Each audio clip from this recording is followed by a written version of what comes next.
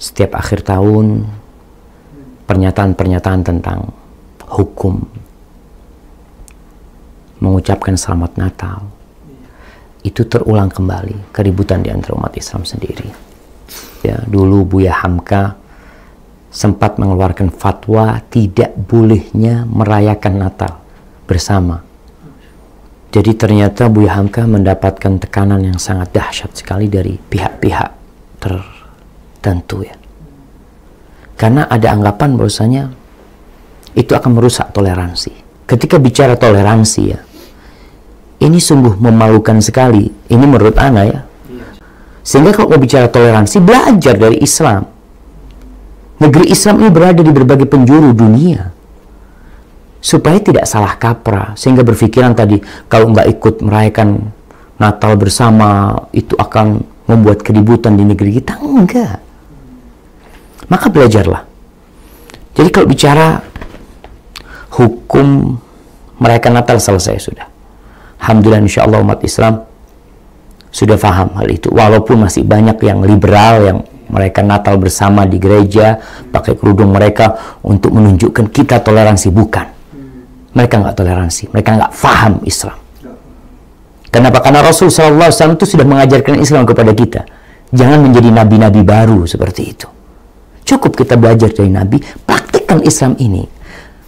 Nggak usah terlalu banyak dimodifikasi agama Allah ini. Allah sudah turunkan sebagai rahmatan lil alamin. Tapi sekarang bagaimana kalau bicara hukum mengucapkan selamat Natal? Ada yang mengatakan boleh, bahkan profesor, doktor, ya, mungkin juga tidak sedikit dari syekh-syekh yang besar yang ada di Timur Tengah pun mungkin yang mengatakan nggak apa-apa asalkan tidak ada keyakinan seperti itu tentang kebenaran perayaan mereka. Pertanyaannya, mengucapkan selamat Natal atau perayaan Natalan ini, itu baik apa buruk? Buruk. Buruk dan salah. Atau baik dan benar? Anda rasa nggak ada yang ngomong baik dan benar. Itu buruk dalam pandangan agama. Kalau dalam agama Nasrani silahkan, kita kan bicara dalam agama kita dari sisi umat Islam, ya, seperti itu. Kita berpandangan itu buruk. Dan itu salah. Kenapa? Karena mereka mengatakan Nabi Isa itu anaknya Tuhan.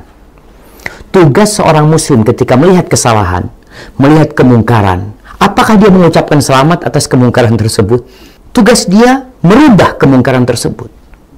Falyughayyirhu biyadihi, rubahlah dengan tangannya kalau mampu. Nggak mampu dengan lisannya, nggak mampu dengan hatinya. Bukan malah ikut mendoakan, karena selamat ini doa buat mereka yang merayakan. Seakan-akan apa yang mereka kerjakan itu sesuatu yang baik, sehingga kita dengan tersenyum mengatakan selamat Natal ya, ini itu macam-macam. Dan jamaah, kalau kita bicara, ya, antum lihat Rasul SAW hidup berdampingan dengan orang-orang Yahudi. Umat Islam hidup berdampingan dengan orang-orang Nasrani. Imam Syafi'i di Mesir. Cari fatwanya Imam Syafi'i tentang selamat Natal. Nasrani atau Kristen Koptik sudah ada dari sebelum Imam Syafi'i lahir. Ada di Mesir sana. Coba dibaca fatwa-fatwa para ulama. Ini bukan fatwa kontemporer. Bukan hal yang baru. Makanya kalau kita baca, Ibnu Qayyim punya kitab judulnya Ahkam Ahli Zimmah. Hukum-hukum yang berkenaan dengan Ahlu Zimmah, itu orang-orang Nasrani yang hidup bersama umat Islam. Dibahas di situ. Bahkan beliau menceritakan tentang hukum mengucapkan selamat atas syiar-syiar mereka, syiar-syiar agama mereka. Seperti mengucapkan selamat hari raya kepada mereka. Ya, Christmas kalau sekarang ini yang kita lihat. Itu haramun bilittifaq. Itu haram dengan ittifaq para ulama. Sehingga mereka yang mengatakan boleh sekarang ini berusaha untuk cari dalil-dalil yang tidak menukil ucapan ulama terdahulu. Seakan-akan ini baru ini loh fatwa Syekh Azhar, Grand Mufti Mesir, ini fatwa seperti ini, bukan masalah baru. Kalau masalah baru, okelah kita bicarakan. Maka cukuplah jemaah. Kita itu kalau orang Nasrani punya anak, kita ucapkan selamat atas kelahiran anaknya, itu boleh. Karena ini satu kebaikan, dia dapat rezeki dari Allah SWT. Dan kita doakan. Itu kita tidak dilarang. Tapi kalau urusan ibadah, maka cukuplah kita akan lakum dinukum waliyadin. Lakum dinukum waliyadin. Selesai. Agamamu agamamu, agamaku agamaku. Dalam urusan agama, kita ini saling menghargai. Silahkan antum laksanakan agama antum, ana laksanakan agama ana, tapi jangan minta ana merestui, meridoin ibadah antum. Karena ana yakin ibadah antum itu sesat. Ini harus kita sampaikan. Karena kalau orang mengatakan selamat, antum yakin enggak? Kalau enggak, ana pura-pura ngomong selamat, padahal ana membenci dia. Memang kita harus benci dengan ibadah mereka. Mereka mengatakan Allah itu punya anak. Subhanallah jemaah. Jadi kiranya seperti itu buat umat Islam ya. Udahlah, kita harus jaga hubungan dengan orang-orang Nasrani, orang-orang Buddha, orang-orang Hindu, orang-orang Yahudi. Kita belajar bagaimana Rasulullah SAW, bagaimana para sahabat Nabi yang mereka lebih santun daripada kita, yang mereka lebih faham agama ini daripada kita. Jangan sok kita orang paling toleransi. Allahu Akbar.